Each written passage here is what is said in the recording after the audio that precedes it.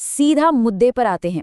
आज की इस दिलचस्प चर्चा में हम रेस्टोरेंट वाली उन शानदार डिशेस के पीछे छिपे असली जादू को डिकोड करने वाले हैं।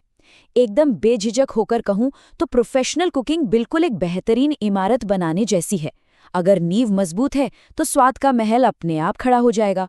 और वो नींव क्या है, वही तो हम आज गहराई से समझने वाले हैं। तो आज का हमारा रोड मैप कुछ इस तरह है। सबसे पहले हम समझेंगे पाक कला की नींव, फिर बात करेंगे स्टॉक्स की, जो असल में स्वाद का बेस है। उसके बाद हम देखेंगे 5 मदर सॉस, फिर सूप की बारी आएगी, पतले से लेकर गाढ़े तक, और आखिर में प्रोफेशनल किचन सेफ्टी, क्योंकि सुरक्षा के बिना सब अधूरा है। स्क्रीन पर दिख रहा ये कोड असल में फूड प्रोडक्शन डिपार्टमेंट का सबसे बड़ा और सुनहरा नियम है। बेहतरीन सूप और सॉस की शुरुआत बेहतरीन स्टॉक से ही होती है। सच कहूं तो इसके बिना किसी भी शानदार डिश की कल्पना करना बस एक सपना है। चलिए अपने पहले पड़ाव से शुरुआत करते हैं, पाक कला की नींव। कभी सोचा है कि जब भी हम किसी पसंदीदा रेस्टोरेंट में जाते हैं तो हर बार डिश का स्वाद बिल्कुल एक जैसा कैसे लगता है? खैर, इसका राज है इन बुनियादी तत्वों यानी स्टॉक, सॉस और सूप में महारत हासिल करना। यही वो चीज़ें हैं जो स्वाद में एकरूपता या कंसिस्टेंसी लाती हैं, प्रेजेंटेशन को निखारती हैं और इंटरनेशनल कुकिंग के उन ऊंचे पैमानों को बनाए रखती हैं। अब आते हैं दूसरे हिस्से पर, स्टॉक्स, जो हर स्वाद का असली आधार है। तो स्टॉक असल में है क्या? अगर आसान शब्दों में कहूं तो ये एक बेहद फ्लेवरफुल लिक्विड है। हड्डियों, सब्जियों और मसालों को घंटों तक पानी में बिल्कुल धीमी आंच पर पकाया जाता है। इस धीमी आंच का कमाल ही ये है कि यह सामग्री से गहरे स्वाद और पोषक तत्वों को बाहर खींच लाता है।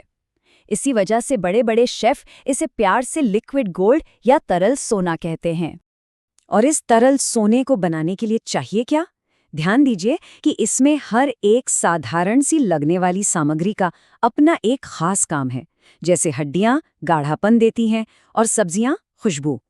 इसमें सबसे दिलचस्प है मिरेपोएक्स।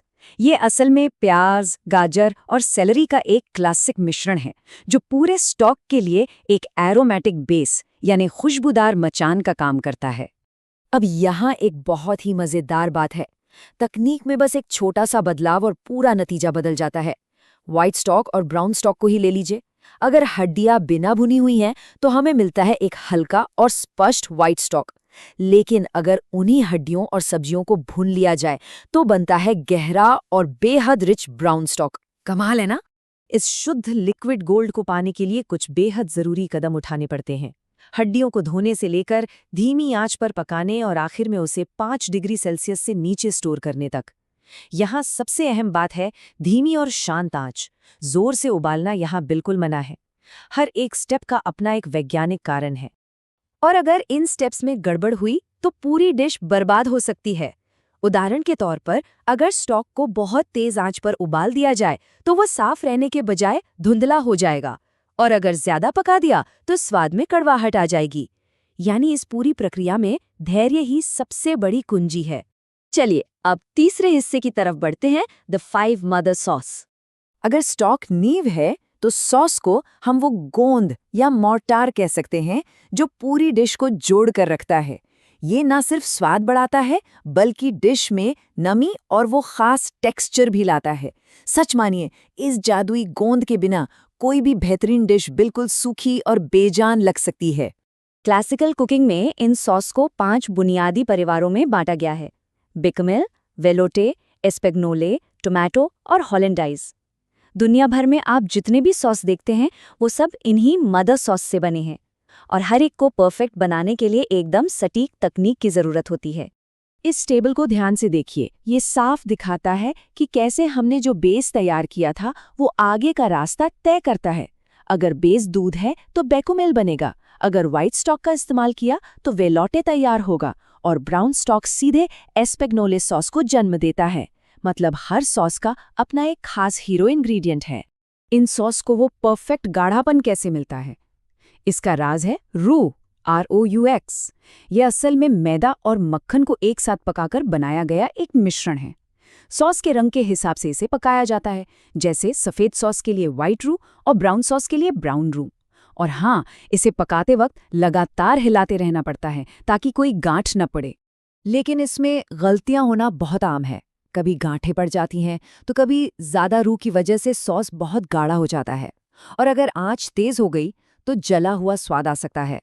इसलिए लगातार ध्यान देना और इसे चलाते रहना सिर्फ एक टिप नहीं, बल्कि एक सख्त ज़रूरत है। नज़र हटी, दुर्घटना घटी। अब बात करते हैं हमारे चौथे टॉपिक की, सूप, पतले से गाढ़े तक। ये कुकिंग की इस पूरी इमारत का सबसे आरामदायक और खूबसूरत हिस्सा है। सूप न सिर्फ शानदार एपेटाइजर होते हैं जो हमारी भूख को जगाते हैं, बल्कि ये आसानी से पचने वाले हाइड्रेशन और पोषण का बहुत बढ़िया जरिया भी हैं। और इनकी वैरायटी इतनी ज़्यादा है कि कोई भी हैरान रह जाए।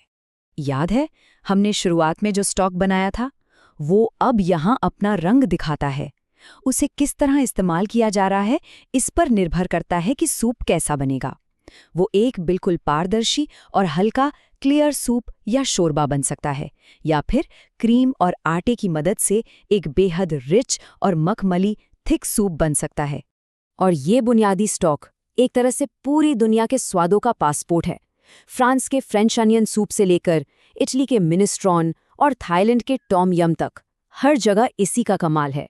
यहाँ तक कि स्पेन का गैस्पैचो, जो बिल्कुल ठंडा परोसा जाता है, वो भी इसी ग्लोबल परिवार का हिस्सा है। और अब हमारा आखिरी लेकिन सबसे ज़रूरी भाग, पेशेवर रसोई सुरक्षा। कितनी भी शानदार कुकिंग क्यों न हो, अगर हाइजीन और सेफ्टी नहीं है तो सब बेकार है। ताज़ी सामग्री का इस्तेमाल, जल्दी ठंडा करके 5 डिग्री से नीचे रखना और खाने को बार बार गर्म ना करना, ये कुछ ऐसे नियम हैं जिनके साथ कोई समझौता नहीं हो सकता। साथ ही फीफो यानी फर्स्ट इन फर्स्ट आउट जैसे सिस्टम एक प्रोफेशनल किचन को असल में प्रोफेशनल बनाते हैं। तो इस पूरी चर्चा के बाद जरा सोचिए, अगली बार जब किसी रेस्टोरेंट की डिश का स्वाद सालों तक याद रहे, तो क्या उस जादू के पीछे वही अदृश्य नींव होगी? यकीनन हर शानदार डिश के पीछे एक खामोश हीरो होता है जो घंटों धीमी आंच पर पकाया गया है। आज के लिए बस इतना ही। उम्मीद है ये सफर बेहद दिलचस्प रहा होगा।